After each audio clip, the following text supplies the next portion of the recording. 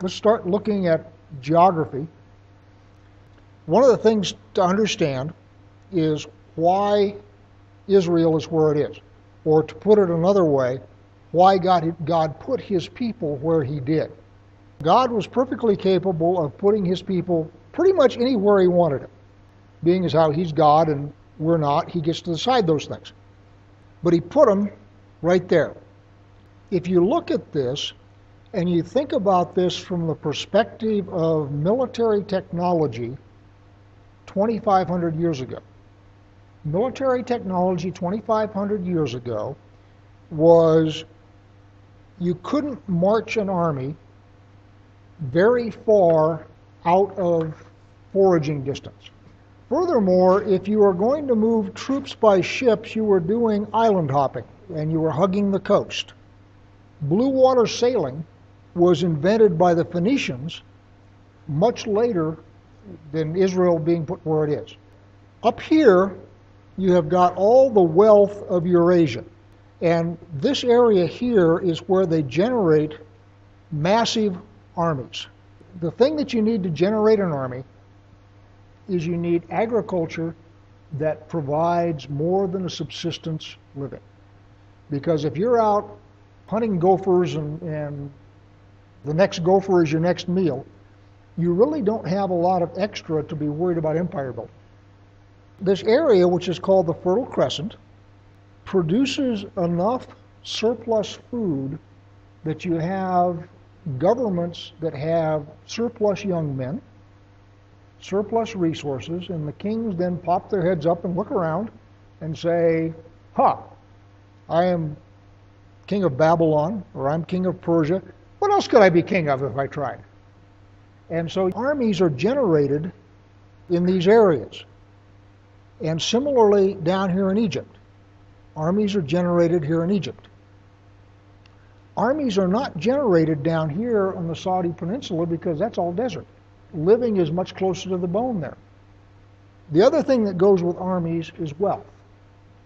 In order to have an army, you have to have wealth, and then once you have wealth and you have an army, you can use your army to accumulate more wealth.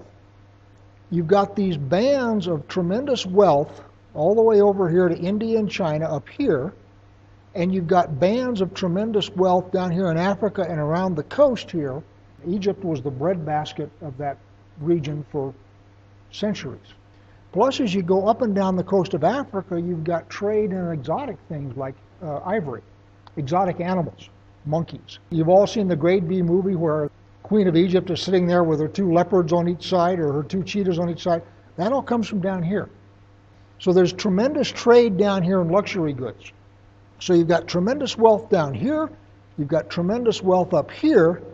In order to get back and forth between them, that is your only way to go.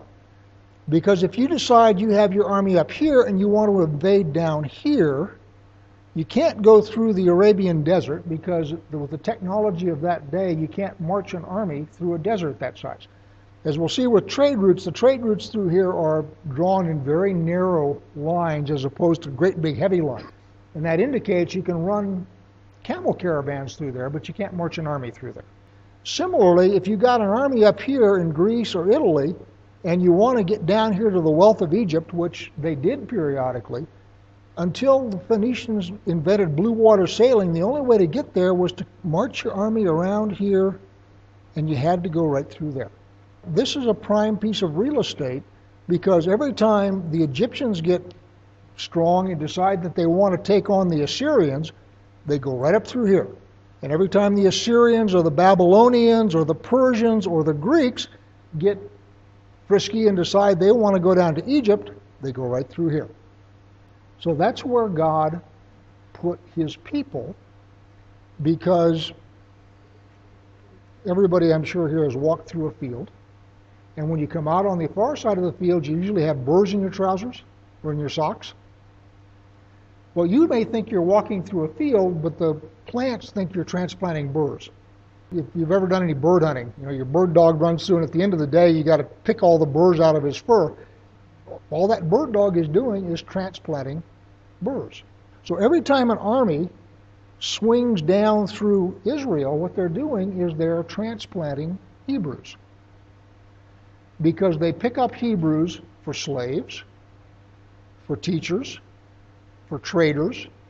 And so what you wind up with at the end of the day is you wind up with synagogues all the way from Rome over here to Persia down to Egypt and clear down here in Ethiopia. And oh, by the way, this is also a major trading route. So when you're not running armies, you're running trade.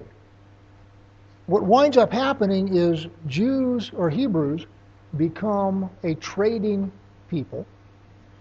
The wealth that Israel amasses when they have a united kingdom is essentially they're running a toll road here.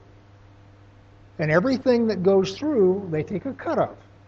That's where the wealth of Solomon comes from. This is a toll booth on the path between Eurasia up here and Africa down here.